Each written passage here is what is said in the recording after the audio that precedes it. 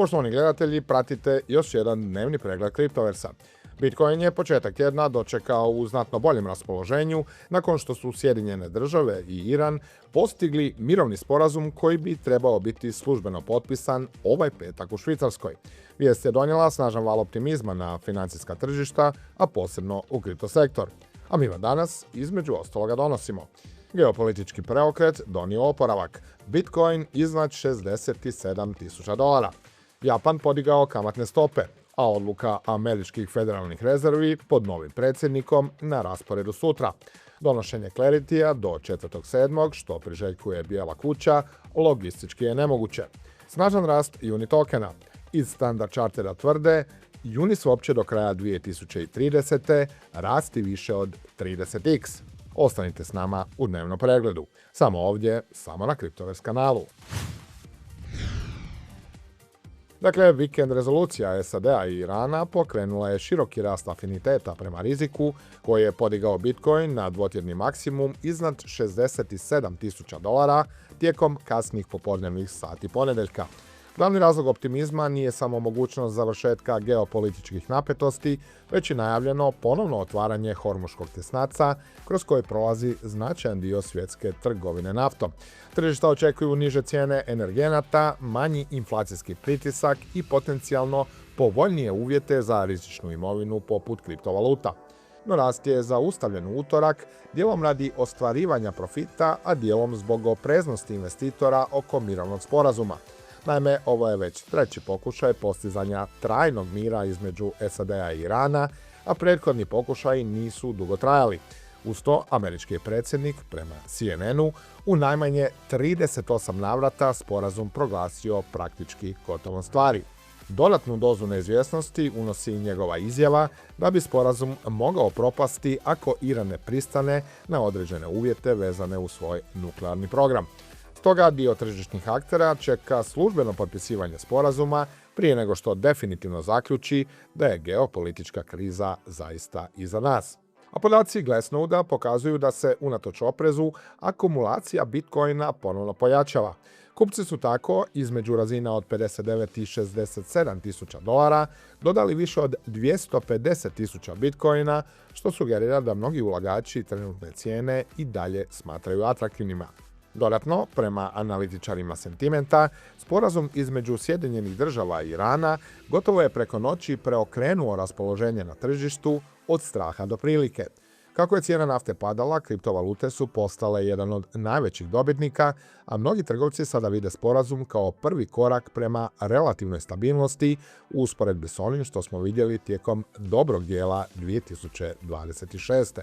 Ako se inflacijski pritisci smanje i institucionalni investitori konačno počnu osjećati ugodnije, ošteljobici nakon objave sporazuma mogli bi na kraju izgledati manje kao jednodnevni relief rally, a više kao početno poglavlje mnogo većeg bikovskog ciklusa, pišu iz sentimenta. No, unatoč ovim ohrabrujućim analizama i opažanjima, sporazum između SAD-a i Irana za sada ne rješava jedan od temeljnih problema izvedbe Bitcoina, a to je upravo istinski slaba institucionalna potražnja.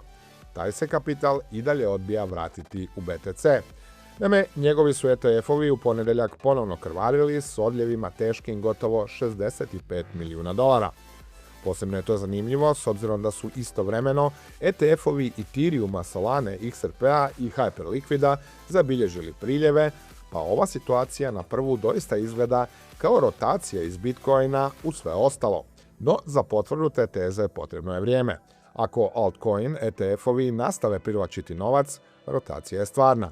Ako ne, ponedjeljak je bio samo bljesak prerušen u trend. Prije će ipak biti da je ovo potonje i ako situacija na tržištu ostane pozitivna, ako se ne pojave neki negativni katalizatori, vjerojatno ovaj tjedan možemo očekivati povratak priljeva i u Bitcoin fondove. A s trgovanjem bi danas trebao početi BlackRockov iShares Bitcoin Premium Income ETF.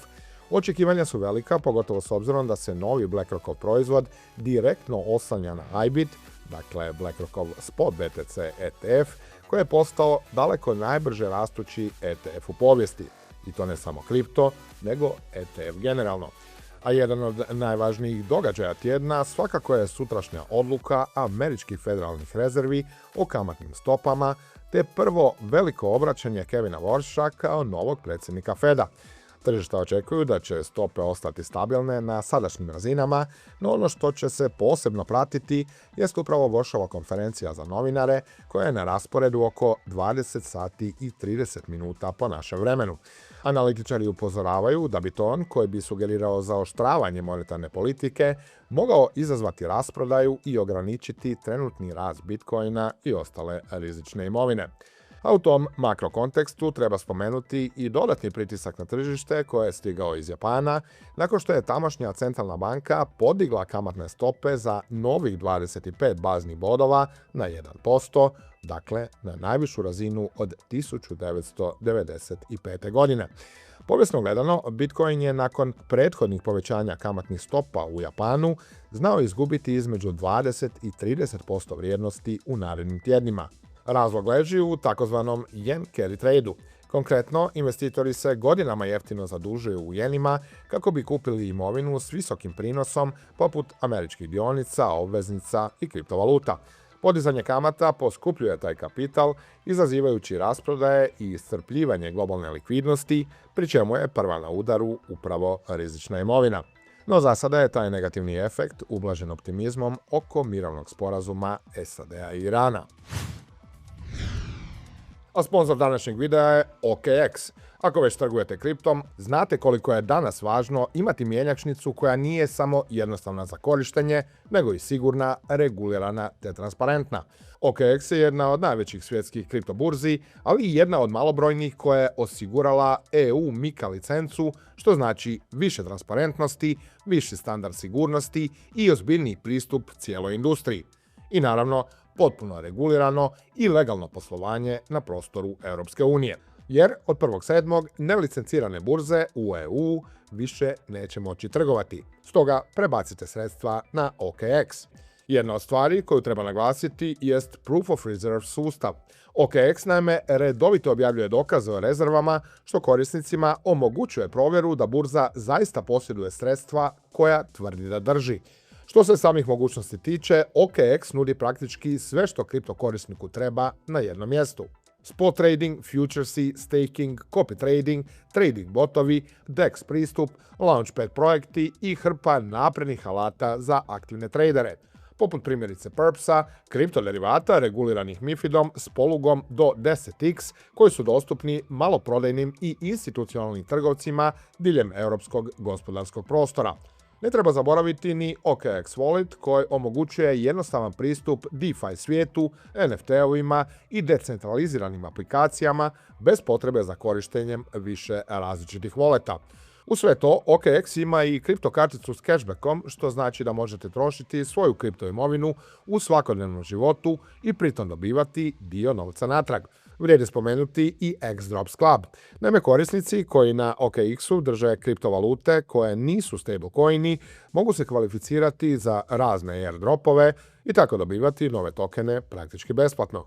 Drugim riječima, korisnici na taj način ostvaruju svojevrsni dodatni yield samo pukim držanjem aseta na platformi. Ako tražite mjenjačnicu koja kombinira sigurnost, regulaciju, transparentnost i napredne mogućnosti trgovanja, onda je OKX trenutno jedna od najboljih opcija na tržištu. Pa stoga, zašto ne isprobati OKX, pogotovo s obzirom i na cijeli niz bonusa koje nude korisnicima. Samo u bonusima dobrodošlice možete dobiti i do 100 eura.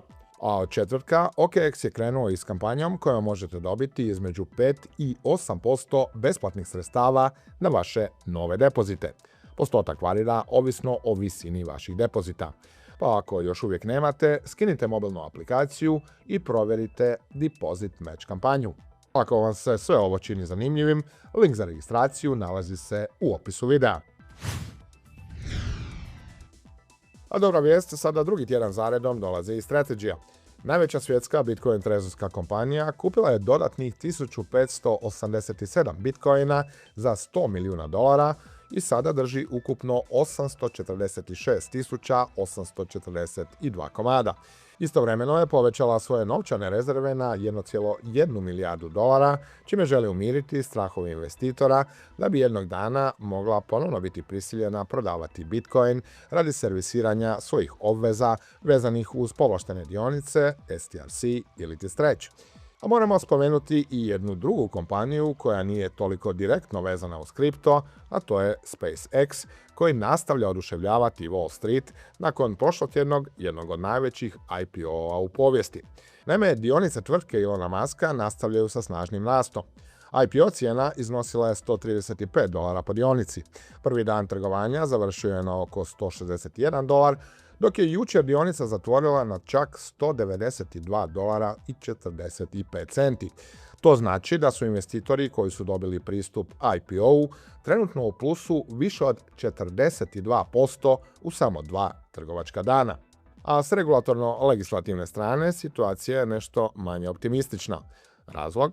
Ključni američki zakon o digitalnoj imovini, dakle Clarity Act. Naime, sve izglednije da Clarity neće biti usvojen prije 4.7. kako je priželjkivala Bijela kuća. Eleanor Terrett, novinarka Fox News Businessa i jedan od pouzdanijih primarnih izvora o kongresnoj regulaciji kriptovaluta, izjavila je da je donošenje Claritya do spomenutog datuma kao rođendanski poklon za 250. obljetnicu neovisnosti Amerike logistički nemoguće radi 3 međusobno povezane prepreke.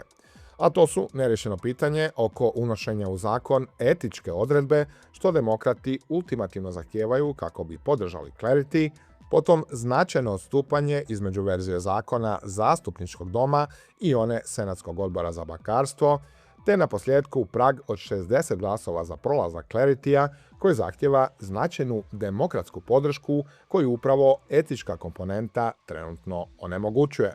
Senatorica Cynthia Lummis upozorila je da bi se, ako do izglasavanja ne dođe prije stanke u 8. mjesecu, sljedeći održivi zakonodavni prozor mogao pomaknuti prema 2030. godini, što bi ostavilo velik dio kriptosektora u regulatorno sivoj zoni sljedećih nekoliko godina.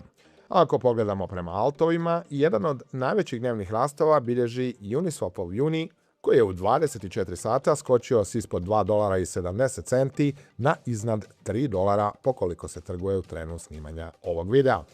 I to prvenstveno zahvaljujući jednoj vrlo zanimljivoj prognozi Standard Charterda. Prema Jeffreyu Kendricku, globalnom voditelju istraživanja digitalne imovine u toj multinacionalnoj banci, Uni bi do kraja 2030. mogao porasti na čak $100, dakle više od 30x, a s obzirom na eksplozivan rast tokenizirane imovine i sve veće prelijevanje tradicionalnih financija prema DeFi sektoru. Njegova procjena tako predviđa rast imovine zaključane u decentraliziranim financijama za čak 37 puta do kraja desetljeća, a Uniswap smatra jednim od najvećih potencijalnih dobitnika tog trenda. Mislim da će sljedeća prilika za generacijsko bogaćenje u digitalnoj imovini doći putem DeFi protokola i očekujem da će tokenizirana imovina eksplodirati s oko $340 milijardi danas na $4 bilijuna do kraja 2028. a udio korišten u DeFi-u porašće s 3,5% na 30% do kraja 2030. kaže Kendrick. I bilo bi to sve za danas. S Uniswapom smo stigli do kraja još jednog dnevnog pregleda. Ako vam se video svidio, stisnite like, ostavite komentar, a neće biti loše ni ako kliknete subscribe. Pratite nas i na našim društvenim mrežama, a prije svega na portalu cryptoverse.hr. Lijep pozdrav!